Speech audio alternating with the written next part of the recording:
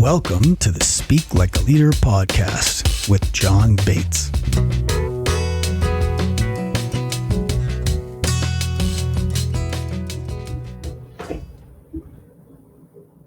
Welcome to the show.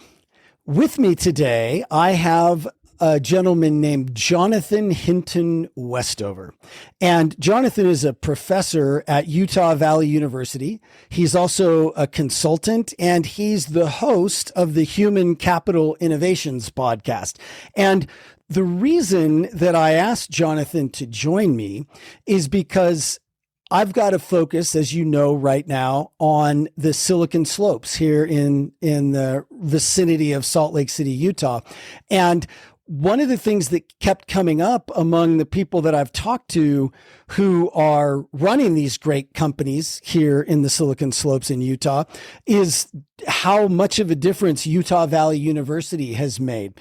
And so we reached out, got Jonathan on the podcast. Thanks for being with me today, John. I'm looking forward to talking with you about all kinds of things. And thanks for representing for UVU and the Silicon Slopes.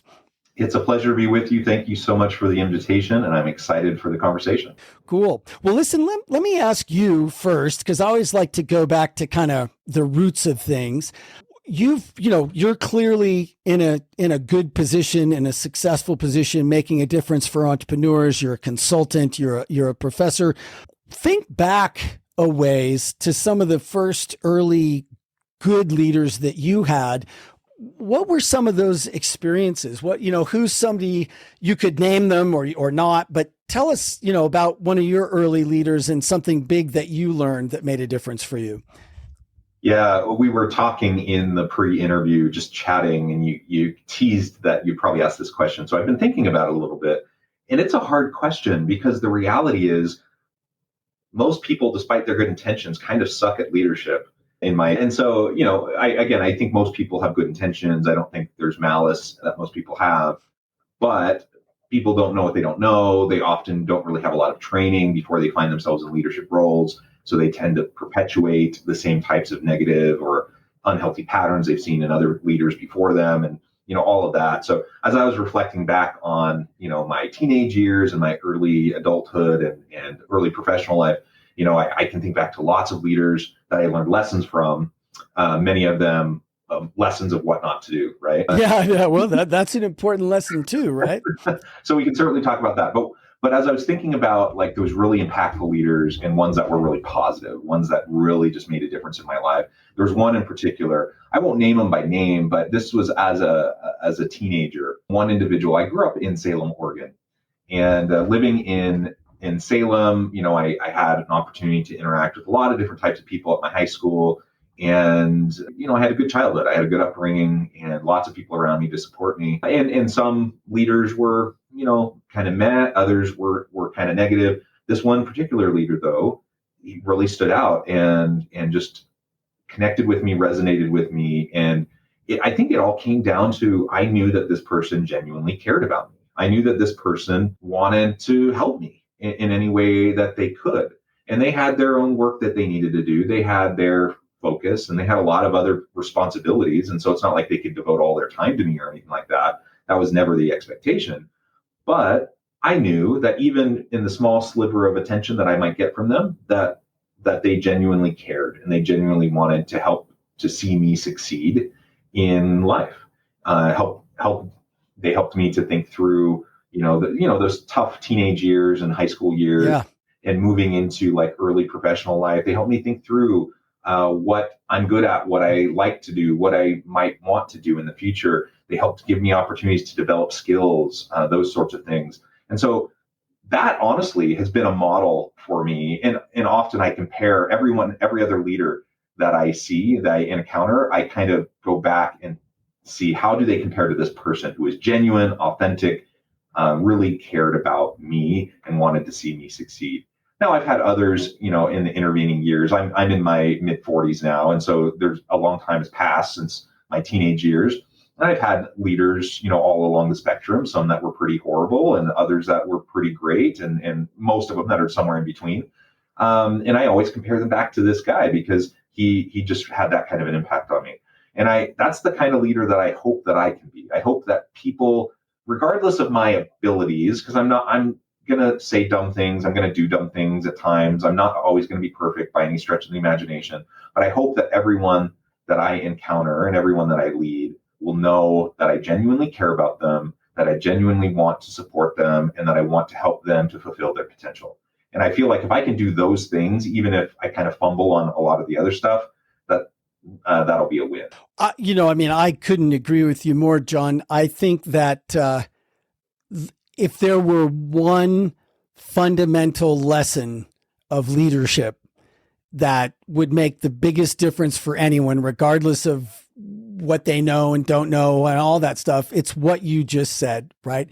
If you are a leader and you genuinely care for the people you're leading and you step into that and your actions reflect that, okay, then I think everything else is pretty much gravy. Like, sure, there's a lot more beyond that, but if that piece is right, that it can smooth over a lot of other things that might not be great, right?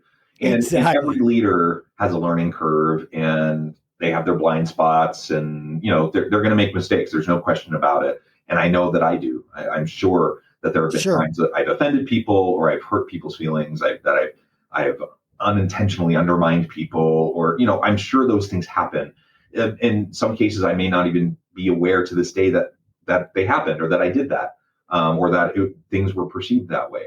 But when you build that foundation, when there's a foundation of mutual accountability and trust, and people know that you genuinely care for them, that smooths a lot of that other stuff over, and people give you the benefit of the doubt, and they know that you're doing the best you can, and they're going to be forgiving towards you, just like you would be patient and forgiving towards them. And so that makes a big difference. So that's something I strive for. I'm certainly not perfect at it, but it's something I strive for. And it seems simple. I agree with you. I think foundationally, this is what we've been talking about can be at the core of any great leader. But it's so simple that oftentimes it gets ignored. People just get so, leaders are busy. They have a lot of responsibilities. They have things flying at them left and right all day long. Oftentimes they end up, feeling like they're spending most of their day putting out fires. And it can be really easy to, feel like in my heart, I care about my people, and then to move on, and then to get into all the day-to-day operational stuff and the nitty-gritty of just making businesses work and run and trying to innovate and all those sorts of things. And then before you know it, you're disconnected from your people. And even though you care about them and you care about them, they don't know that you care about them. They don't know that you're there to try to support them. And you might be doing little things to undermine that perception of support. And so it's a simple thing, but it has to be something we focus on continually and make, those regular deposits in the emotional bank of trust with our people. Well, and it brings up for me one of the, I know from personal experience with myself and all of my clients, one of the difficult things, which is, if you as a leader genuinely care for people, that doesn't always mean that you're just going to be nice and let it slide and whatever, right? Like if the people who genuinely cared for me were also some of the people that pushed me the hardest and demanded the most from me. And I think that that's another aspect of genuinely caring about people and their growth and their progress and, that kind of thing. I absolutely agree. And I think, some people don't like confrontation, or they don't like conflict. They want everyone to like them all the time. Those sorts of things are nice, I suppose. So if I have a team around me and we all love each other and we all care for each other and we all like each other, fantastic. But that's really not what leadership is, and that's not genuine. So because that puts it back on me, right? If that's my focus, then it's all about, I want to make sure people like me. I want to make sure people are comfortable with me. And it's not about the person. And so whether ultimately I need to focus on them. And sometimes that means they need some tough love. Sometimes that means they need some redirection. They need some coaching, some mentoring. They need a push in the right direction. And if you're going to help people fulfill their potential, then ultimately you're going to have to sometimes have challenging, difficult conversations, and you need to make sure that emotional bank is filled up enough that people can hear what you're saying and they know that you're coming from a place of genuine caring. Yeah, I think that's a really, really good point. Like people it's much easier for people to hear what might be considered the tough stuff if they know that you genuinely care about them and that the reason you're giving them the tough stuff is because you want them to grow. Yeah, I think so. And I apologize. I know my camera went off and I'm not sure if there's a quick fix to that. It's okay. We're just recording sound anyway. So Okay, if it comes back, great. And if it doesn't, then, you're not making too funny a face on my side. So it's all good. So Jonathan, tell me, like, I want to ask you two different questions. So just to put a pin in it so I don't forget either of them. One of the other questions that I think we can really learn from is, and I didn't prep you for this, so I hope it's okay, but what was one of the worst moments of your career so far? Like, what was one of the moments when you were the most tempted to stop believing in yourself, the most tempted to give up, one of those moments? And what did you learn from that experience? Is that an okay question? Sure. And maybe I'll just go back to you provided a nice introduction right at the beginning of the recording. I am a professor, so I'm a full professor at Utah Valley University. I've been here for over 13 years. I teach HR, leadership, organizational development, change management, those sorts of topics. I'm a department chair in the School of Business, and it's been a tremendous place to be.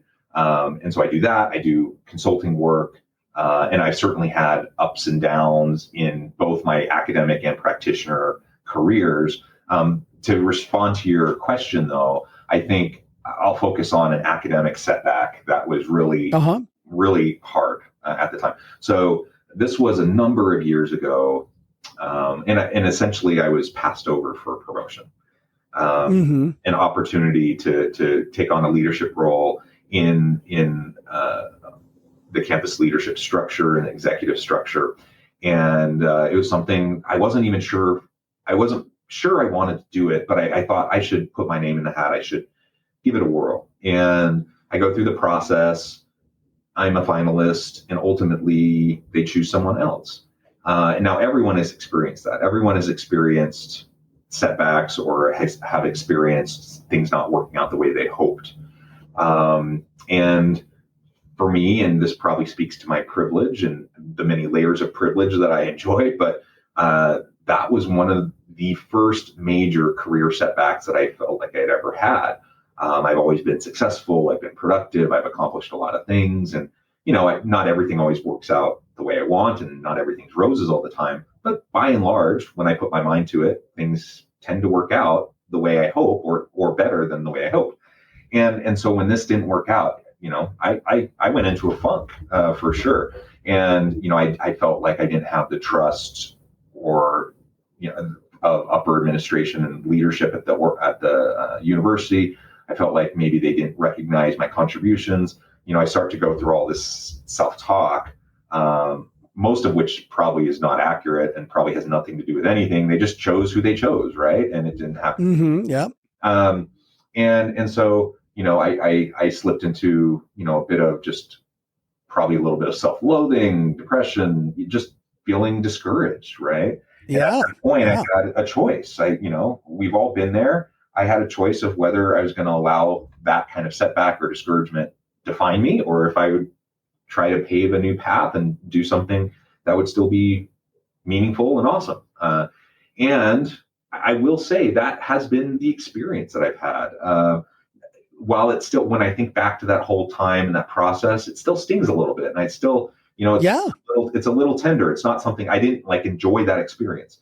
But as I look back now in the intervening 6 or so years, I'm so glad I didn't get that position because things have worked out wonderfully. And there were so many opportunities that I had that came about because I wasn't in that position that I wouldn't have had otherwise. So the fact that it didn't work out, that I didn't get that promotion, it it closed one door, but it kept a bunch of other doors open.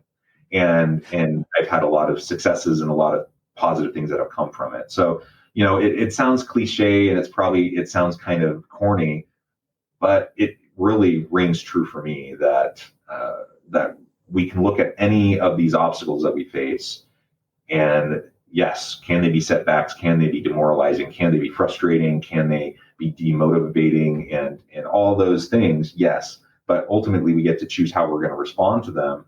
And I'm a believer that if we can keep that hope and optimism alive and continue to move forward and be as productive as we can, new great opportunities will emerge, and we'll have the chance to do other things. And in fact, as I look back over the arc of my life up to this point, I'm mid 40s, so I'm still fairly young, but I've lived a good portion of life too. And as I look back over the arc of my life, I can see that pattern again and again and again. And ultimately, I wouldn't change anything, really. Yeah. Nothing major about my life path, because everything has gotten me where I am, and it's informed me, and I've learned lessons, and things have worked out great, and in many ways better than I could have hoped for or planned, back when I was starting my career. So I don't know if that answers your question, but that was certainly a setback I had, and ultimately I'm really grateful for it. Well, and there are a couple things that I hear in that. Let me see what you think of this. But the first thing that I hear in that is that this was your first major career setback. And, privilege or not, like there is a certain relativity to things, right? Like it was a big deal for you. And you went into a funk and were down, and it was pretty awful and a little self-loathing. And then you got to this point where you realized you had a choice. And to me, what I think I hear in that experience is that this was one of the first really big moments where you really had to decide yourself whether you believed in you. Yeah. Yeah, I think that's accurate. Yeah. And what an incredible thing to be put through, because once you did decide, okay, I'm really tempted to give up. I'm really tempted to not believe in myself. I'm really tempted to just, hate the fact that I didn't get this and think I'm not worthy and all that. But I'm not going to do that. I'm going to keep going. I'm going to go bring what I've got and do it. And I believe in me. And so, that's a fabulous moment that I think everybody goes through, especially people who are entrepreneurs or in business or, up to big things, because you're just going to get pushed up against whether you actually believe in you, So that's the first big thing I hear. And congratulations on choosing to believe in yourself. It's a really big deal. It's a super big deal. And then the other thing that I hear in that is you looked back over your life and you wouldn't make any major changes. And it reminds me of a place that I was a while ago. This is now quite a while ago, but it was so pivotal. I had a company. We raised over $80 million in Silicon Valley. We were .com darlings. Then we went out in the .com crash. We went under and it was over. And I went through total self-loathing. I almost died of an autoimmune disease. I was so upset. And all of that stuff. And I had to decide then whether I was going to keep going. And it actually took me a really long time, kind of too long, to decide that I was going to keep going. But since I didn't die, I kept going. That was really the lowest, I think, point for me. But the other thing that I did is I was really resentful of the fact that I was at this place in my life where I didn't have a relationship. I didn't have savings. I didn't own a house. I didn't have kids. Like all the things that I thought I should have done by then. Right.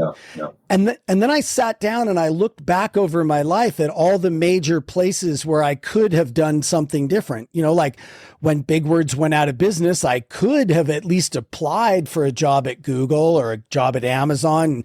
They definitely knew who I was and who we were. And I could have done that, but I didn't.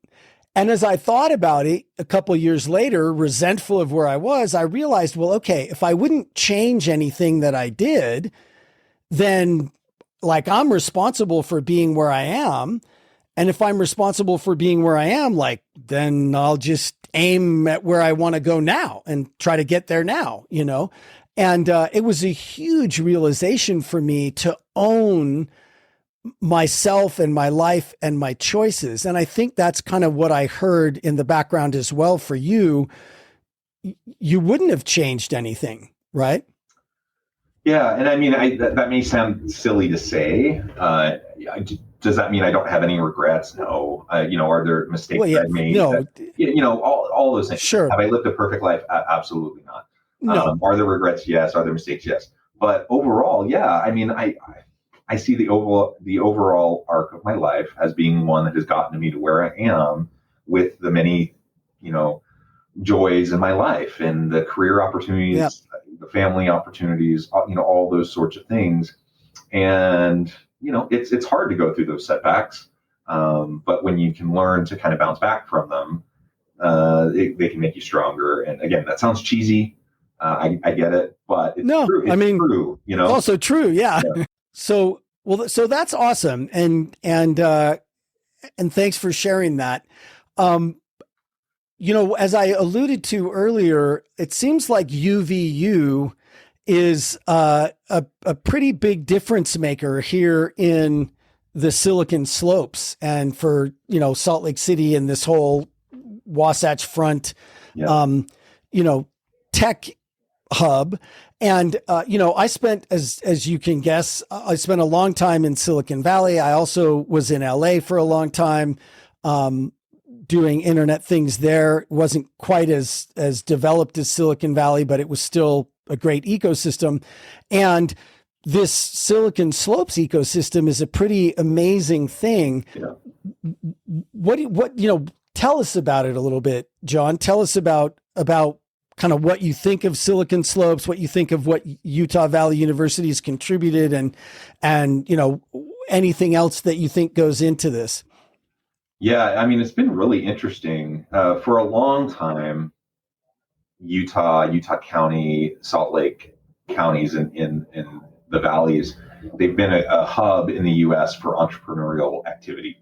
So a little context, I've been at UVU now for 13 years. I'm not from Utah, but I landed in Utah for college and never left. And so I did my undergrad, master's, and PhD all at different universities in Utah. And then I landed at UVU. And so I've been in Utah now for 22 years. It's been interesting to see the development of all of this during that time. I bet. Yeah. And so Silicon Slopes wasn't a thing. That was a term that started to get used, maybe 5-6 years ago, maybe a little bit longer.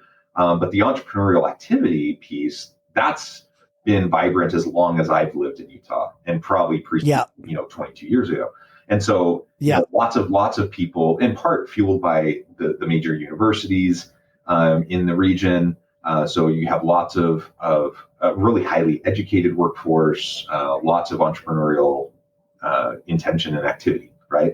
And so all these cool things have been spinning up. And then you started to see the launch of some of, Utah's first unicorns started to emerge. And then we started to be a location where some of the big tech companies decided to put their headquarters. And then, so that just started to build out that ecosystem, as you were describing, to where we are today, where it's a hotbed for tech, particularly the tech types of entrepreneurial activities, both new startups, but also quite established tech companies that have decided to headquarter here.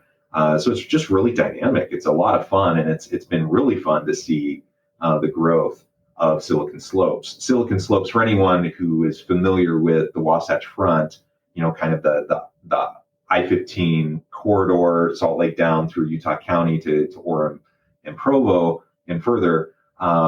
There's a place called Draper that's kind of right at what we call Point of the Mountain. So as you're going up I-15, you're kind of going from one valley to the next valley, and you go over the point of the mountain.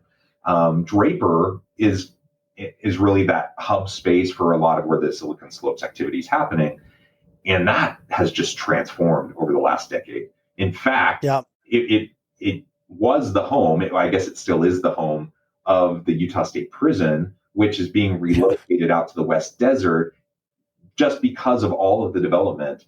And so it needed to be updated anyways. So the legislature, instead of, refurbishing for hundreds of millions of dollars this old prison, let's move it, build a new facility, and then we'll have all this prime real estate that used to be in the middle of nowhere, but now it's right in the heart of the hub of Silicon Slopes. Right. For all these new tech companies. So literally the entire landscape has been shifting and transforming. The entire ecosystem has been transforming. It's super exciting to see. And the lists come out about like best places to work, best places to live, best economies in the nation. Utah is always at the top of the list, no matter what list you're talking about. Where I live in Orem, Utah, about 40 minutes south of Salt Lake City, Provo, Orem area is always listed, in one of the best top 5 or top number 1 or 2 or 3 best places for families to live and such. And Utah is always listed as one of the top, if not top growing economies in the country. And so it's just, we're attracting lots of new talent. We're attracting all sorts of great companies. That's the ecosystem. That's the environment. So now bring in Utah Valley University. We're kind of in between the Brigham Young University system there in Provo and the University of Utah up in Salt Lake City, and some other universities in the area as well. And UVU has emerged as the largest institution of higher education in the state of Utah, serving, we fluctuate a little bit, but somewhere, in the low 40s, 40 to 43,000 students a semester that are at UVU. And we serve a unique role. So, the BYUs and the University of Utah's, they're more of a research institution kind of focus, and they produce all sorts of really great people. But a lot of them don't stay here in Utah. A lot of them leave and go to other parts of the country or other parts of the world as they start their careers. At UVU, we serve Utah, and about 85+% of our graduates stay in Utah, and they stay along the Wasatch Front. And so chances are, if you're in Utah, UVU grads, and we feel like they're making a difference in the workforce. We're open enrollment. So one of our mottos is come as you are. We take everybody, which poses some unique challenges, but we focus on Delta. So, you look at the major universities, the Harvards and the Ivy League universities of the world, they're amazing. They have wonderful students that go out and have very successful careers. But when you think about the change from the time that person comes into the university to the time they leave, it's a relatively small change because they're already entering at a very high level. And frankly, they often come from a lot of privilege and upper, middle class, upper class backgrounds and all those sorts of things. So they come in already pretty capable, ready to achieve. And then the Harvards or the other Ivy Leagues, the other major universities, they add a little bit more, and then you go out, you have the network, you have a successful career. UVU, our model is just different. We take everybody. And we have some of the best, amazing, well-prepared students in the world, but we also have some students that never graduated high school. They just got their GED. Now they're trying to get a second chance at life. Maybe they're coming back in their 30s. They decide, I need to get an education. I need to get a certificate or a degree. So we have the whole gamut. We have the whole spectrum. And that, again, poses challenges, but it also means our opportunity for Delta is enormous because I get to see with my students every day, students that come in at the beginning of the program. I teach, I run our human resource management, organizational leadership programs. And so, I don't see students really until they get to their junior or senior year. But I'll see a student who may have had a pretty challenging upbringing in life up to the point, and now they're coming back to UVU and they struggled, and maybe their writing isn't great, their quantitative reasoning isn't great. They just need a lot of support. And they go through those first couple of years at UVU, they get that support, they start to make something of themselves, they start to build their confidence. Now as a junior and senior, they come into my programs. Now I'm trying to make them career ready. to go out and make a difference. And I can see an additional tremendous delta change in them where, they start at a 5 and by the time they leave, they may not get to a 10, but I see them get up to a 9. And it's so rewarding to see that kind of a shift and that kind of a change. And so in addition to us, promoting this idea of come as you are, we'll meet you where you are, we'll help you become something great from where you start. We also have this mantra around engaged learning and innovation. So UVU is all about making sure that our students have experiential learning opportunities. So they're not just coming to school to sit in a classroom, have some nice discussions, do a couple case studies, read some interesting things, and learn some stuff and kind of conceptually wrestle with things. That happens. I think that's part of any any good liberal arts education. But focus on the ability of students to develop actual skills, competencies, and capabilities. And so they go through a lot of experiential learning activities. So for example, in the HR program at UVU, every single student that goes through our program, not only will they complete multiple internships where they're working, not just getting coffee and making copies and making lunch runs, but where they're actually working in HR functions with companies, really honing their HR skills. They do a couple of those internships before they graduate, but they also will do a handful, at least for up to 7 or 8 consulting projects, area organizations as part of their classes. So they'll get experience working in teams and working effectively in teams. They'll get experience working in different types of organizations in Utah, tech companies, but also other types of companies, even government organizations or nonprofits.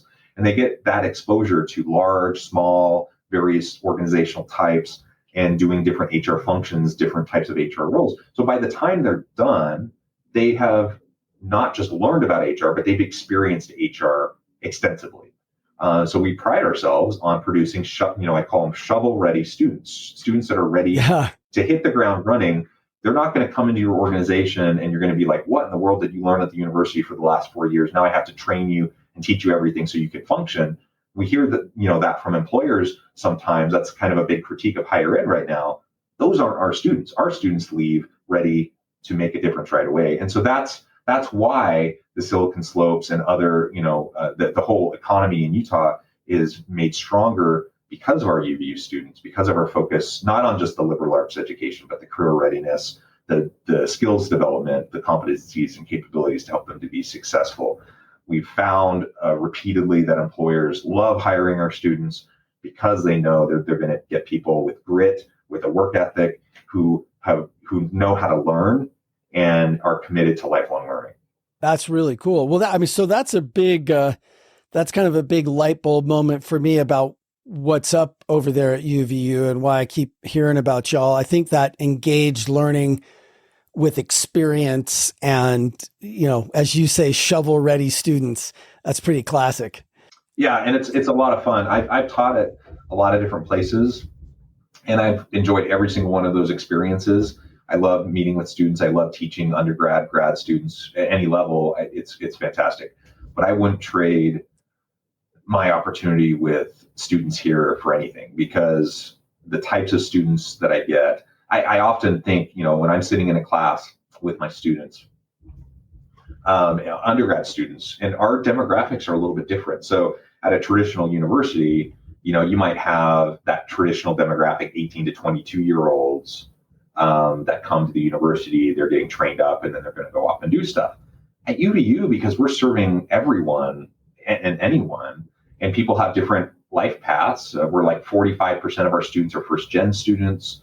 We just have a much more diverse student body than many of the other universities in the state. But when they come to class and I'm sitting in those classes, I'll have students, my average class age is not, late teens, early 20s. My average class age is probably late 20s to early 30s. So there's mature people with a lot of life experience, with a lot of work experience, not necessarily relevant, work experience that's directly related to the field of HR, but they have relevant life experience, relevant work experience. And it makes for almost like an executive education kind of a situation, which is very different than what I've experienced. When I've taught at other universities with 18 to 22-year-olds, nothing against them, but it's just you're at a different life stage. You've experienced different things, and there's just a richness of the kind of discussions and conversations we have and what students bring to the projects that we do because of the experience that they've had.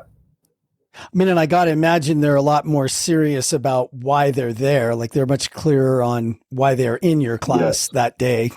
Yes. Because of that. We certainly have students that sometimes they, just like anyone, we'll have students that sometimes aren't always as committed as we'd hope. But the vast majority, absolutely. They're here because they have decided that they need this to better their lives, that they need a credential, a certificate, a degree to move in the direction of a better career, to better support their families, to better give back to their community.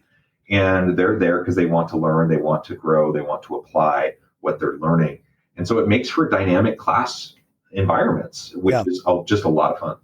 So John, let's pivot for a minute to kind of your focus. And this is sort of out of the blue, different angle than what we've been talking about. But before we wind up, I'd love to know, we're talking in August of 2022, and the workforce has been through a bunch of stuff over the last few years.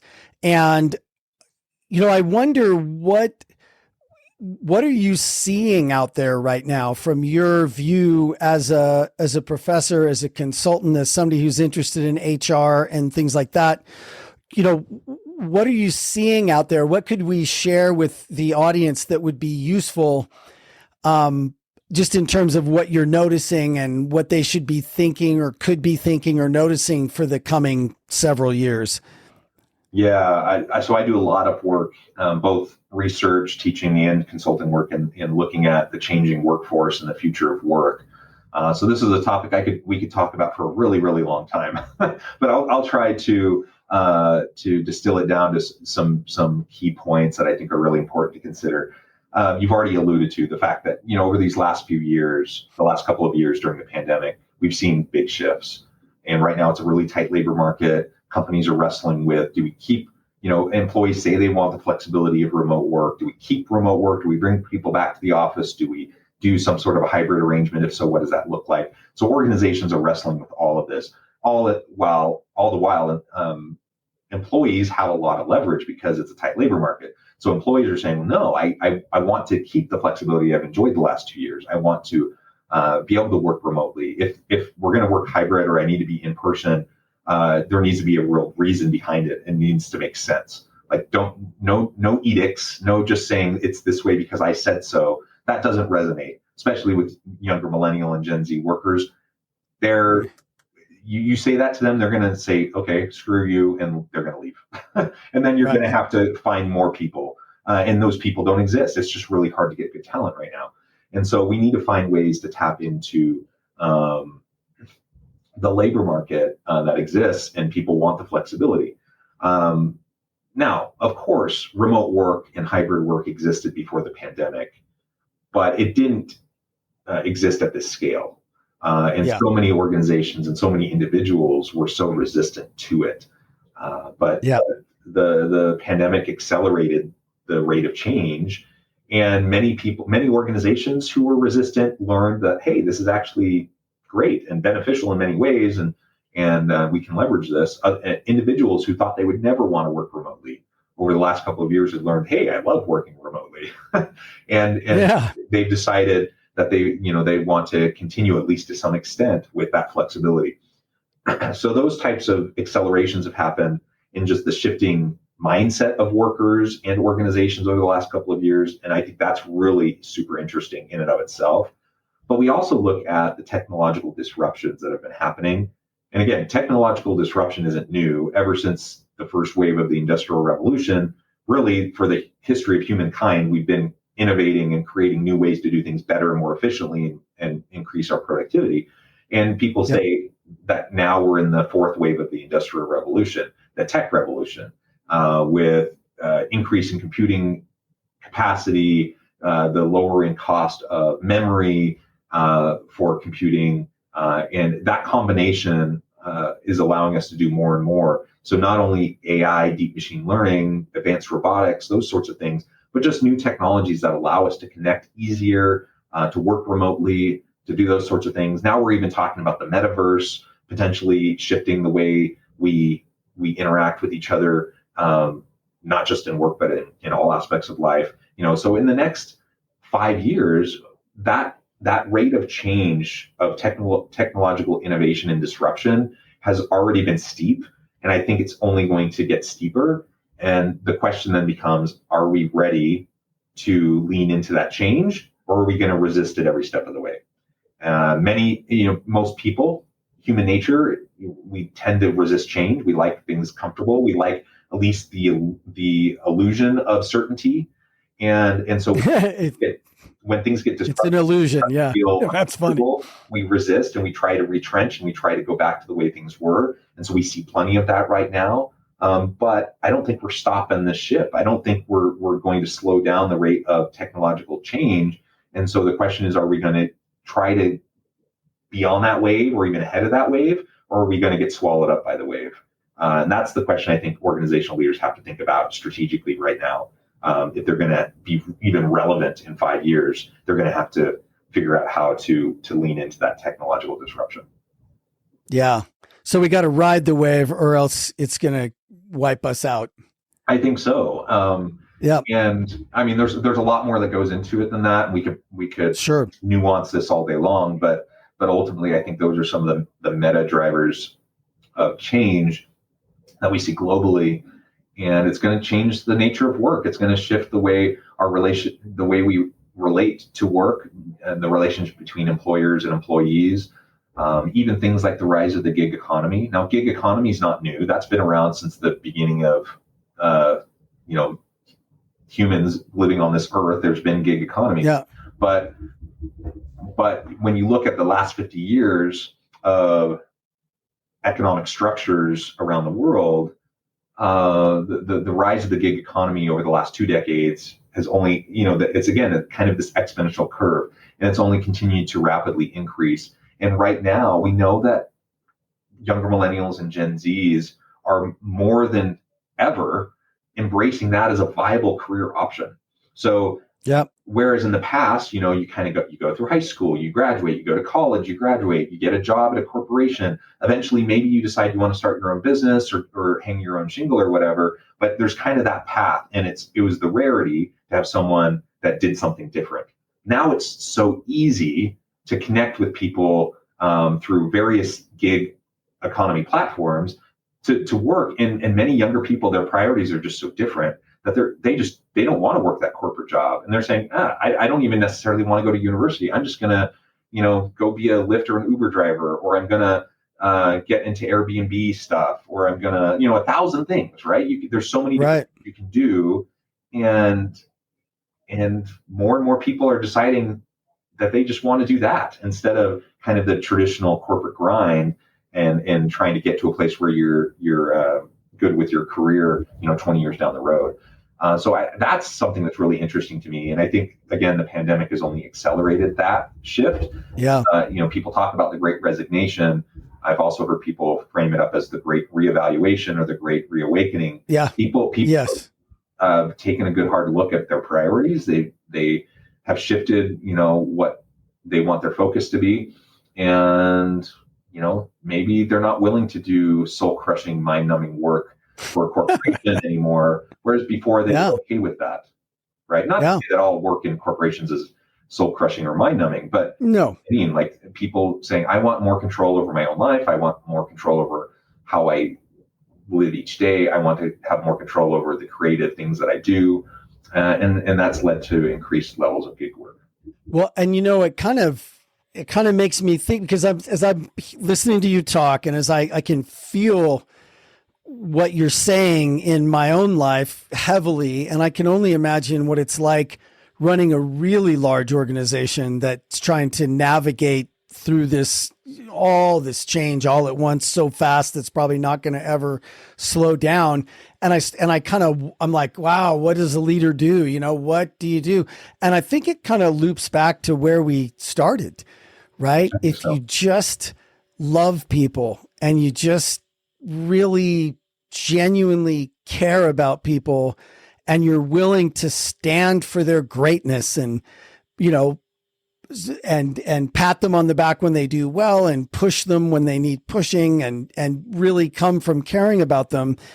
I just think, everything else is changing too fast to really pin down. Right. So yeah, it's true. And what you're saying also, it speaks to how kind of the traditional model of corporate structure and leadership has been shifting. Again, this isn't like brand new or anything. Lots of people talk about this, but we've seen this shift even more rapidly in recent years. And that is the big, steep pyramid, hierarchical structured organizations, the top-down leadership, kind of command control approach to leadership. You do what I say because I said so. That kind of leadership, those types of organizations, those are becoming dinosaurs. The rate of change requires more agility. It requires flatter organizations. It requires people to, it requires leaders to be able to collectively gather the collective insights and genius of everyone on their team. And a leader cannot, I don't think a leader ever could have been an expert on everything that happens in their organization or their team, but maybe it was a little bit more possible, 50 years ago in a factory setting. But today, the rate of change and the technical expertise of everyone on your team, you have to lean on that expertise and you have to trust in your people. And you have to empower them and create an environment where they can share and have the psychological safety to be able to share openly and to contribute. And unless you can create that kind of an environment, you're totally going to fall behind. So that speaks directly to what we were talking about earlier on. You have to build foundations of trust with your people, mutual accountability, and you have to create a safe space where everyone can contribute and get diversity of thought, diversity of ideas, to bring about the best innovations, to create the best outcomes and to meet, the needs in the market and to add value to the market. And that requires a different type of leader. That requires, fundamentally rethinking the way we structure our organizations and the way that we build our teams. So a lot of that, I think, is going to have to shift if it hasn't already started to shift in organizations. And ultimately, it comes back to empathy. It comes back to genuine caring and authentically caring for your people. That's going to get you so far. I totally agree. So, Jonathan, if people want to follow you, is there a particular platform you're active on more, or is there what is the best places for people to find you? And I'll definitely put all that in the show notes so they can see it up front. LinkedIn is probably the best place. I post there often. And so Jonathan H. Westover, if you search that in LinkedIn, I'll pop right up. You can check out my consulting website at innovativehumancapital.com. There's all sorts of stuff there you can check out, lots of free resources. And as you mentioned at the beginning of the episode, my podcast, the Human Capital Innovations Podcast, is one that I would definitely encourage you to check out. It started out as a pandemic project, and it turned into something that it's one of the highlights of every day.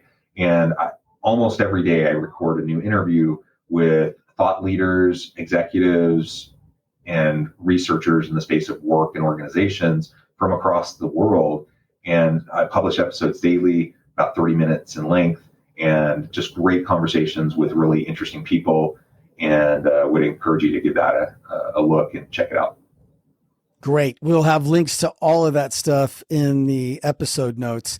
And so, Jonathan, before I let you go, is there anything else that I maybe should have asked you, or is there anything else that has been, going through your mind that you want to say before you go?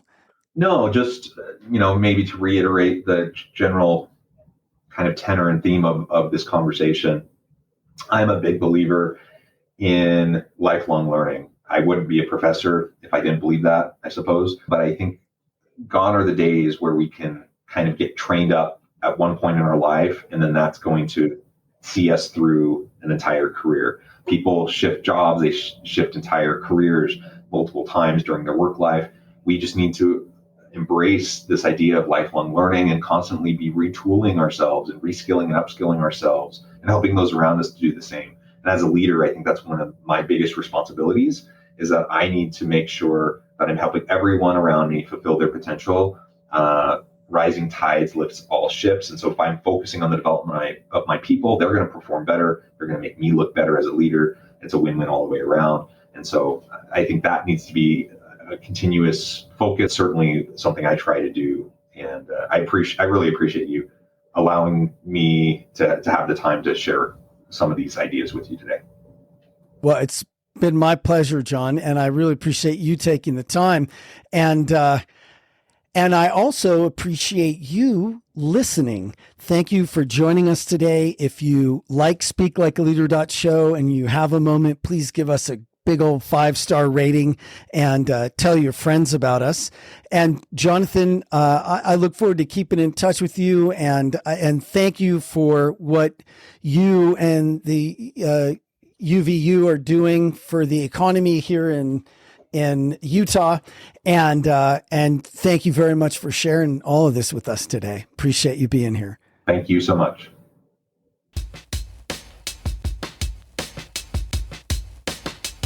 Thank you for joining the Speak Like a Leader podcast.